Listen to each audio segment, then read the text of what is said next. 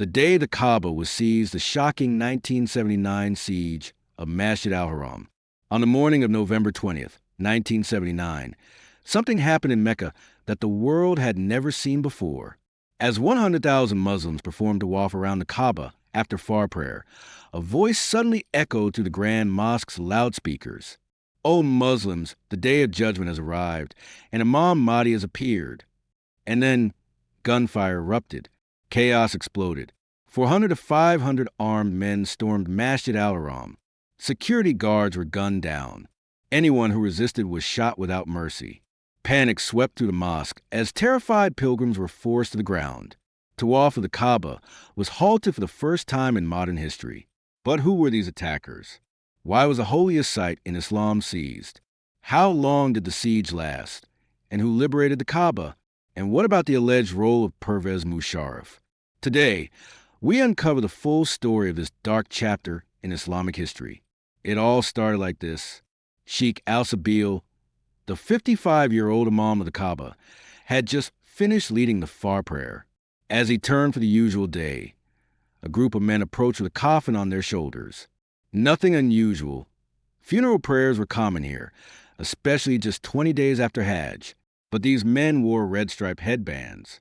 One of them, disheveled and dirty, suddenly shoved the Imam aside, grabbed the microphone, and shouted, "Allahu Akbar, Mahdi has appeared." They threw open the coffin, and it was filled with guns. The crowd gasped in horror as the men shouted again, "Mahdi has appeared." The mastermind, Juhayman al-Otaibai. The man behind it all was Juhayman al-Otaibai, a 33-year-old Saudi and former member of the Saudi National Guard.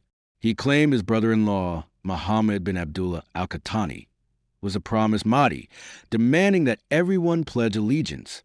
They sealed the mosque, locked all exits, and took 100,000 worshippers hostage. For the first time in centuries, the Kaaba was off-limits to Muslims worldwide. A siege unlike any other. The Saudi army responded, but they were unprepared. Snipers from Juhayman's group had taken positions on the minarets, shooting at any soldier or vehicle that came close. A direct attack risked mass casualties and potential damage to the Kaaba. A media blackout was imposed, but word still got out. Around the world, Muslims were in shock. In Pakistan, the U.S. Embassy was attacked after Iran spread rumors of a Western Zionist plot. But this wasn't a foreign conspiracy. It was a well-planned internal rebellion. The plot unfolds. Juhayman had spent years planning this attack. Weapons were smuggled inside coffins, and his background in the National Guard meant he knew every inch of the mosque. Their goal? Force the world to accept a fake Mahdi, disrupt the Saudi economy, and spark chaos in the Muslim world. For 14 days, they held the Kaaba.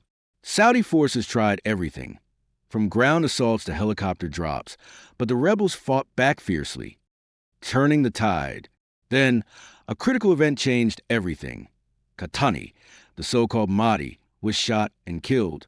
His body was recovered. With their leader dead, morale among the rebels collapsed. Still, Juhayman hid the truth, trying to maintain control.